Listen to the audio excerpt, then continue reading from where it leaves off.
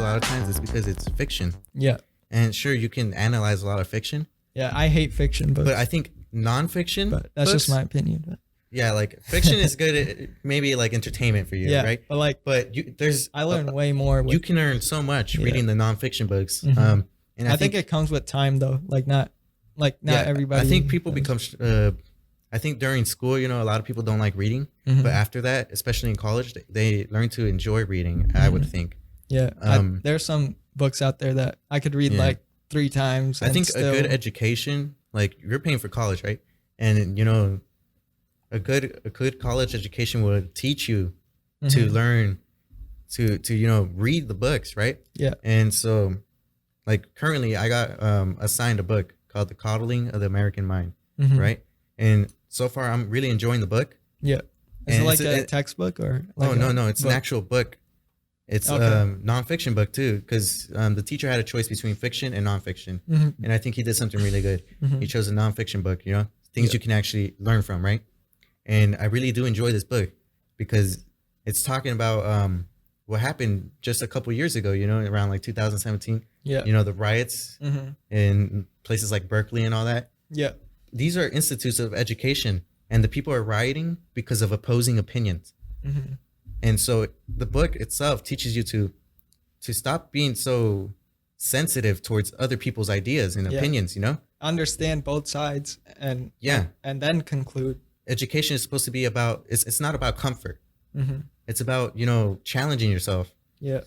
Having other ideas that, like oppose your ideas, and that, you're supposed to learn from that and grow from it. Yeah. And you can't grow from it if you've been overprotected your whole life. If your parents have, protected you. It's a thing where, they're taking obstacles away from the road is what they're doing. Instead of letting the people prepare for those obstacles. Yeah. You're just taking everything away, and the people are trying to they're not going to grow from that, All these participations trophies and stuff. Yeah. Hey, 28th place. No, what? No. That's not the way you grow, People get those participation trophies and they expect that that's how life is going to be. They think that, hey, 28th place in life is good. Yeah. I can go through life and they get comfortable is what happens. And not only that, since they've been overprotected this whole time. Yeah. The first time that they're in the real world, and they realize that not everything goes with their ideals. Yeah, for sure. They don't know how to deal with that. They don't know how to properly, go through life and have these conflicts with people and manage them in the right way. They don't know how to, like, a healthy debate isn't supposed to be a fight. And you see these these riots break out in places like Berkeley, where they're the students are inviting people like Milo, and these like conservative people that come over, and the left they were they couldn't deal with that. And what do? They break out and riot. They say that violence or that speech is violence, right? And where does that get them? They say, oh, my physical attacks is self-defense. Yeah. That's if you can't handle someone else's opinion, what are you doing in an institute like Berkeley where it's all about education? Yeah. And I think people need to learn that other people, like if you have somebody's opposing opinion and you have a different opinion, you have to understand their side, where they're coming from. You have to have a conversation. Like every argument is just a defense. It shouldn't be a defense. It should be productive. It should be a conversation. Not like, oh, this is that's your side, this is my side, and we're not gonna budge. We're just gonna see who's better. And the book talks about that. It refers to it as us versus them. That there's this a lot of people believe that it's us, our group, versus their group. Yeah. When it shouldn't be like that. It should be all of us. I mean, and this is like simple knowledge. Like once you read it or once you like understand it, it's easy, but you have to actually implement it in when you get into that situation. And that's the tough part. People don't like, yes, I'm saying that we're saying that together right now, but when you put in the situation, you have to remember that. Yeah, you got to remember that and actually do it, because that's the difference there. That's the difference between knowing and actually applying what you know. Yeah. You know, because what's the point of reading all the stuff if you're not going to apply it to your life? Yeah, to become a better person. Yeah, everything you read, like if you read, like people have read hundreds of books, like so many books, but if you just sit there with that knowledge and you just don't do anything with it. Yeah, don't do anything with it, then you're not really making a difference. You know? And so you have like all this potential and you're not using it, you know? Yeah. So what you got to do is you got to use it.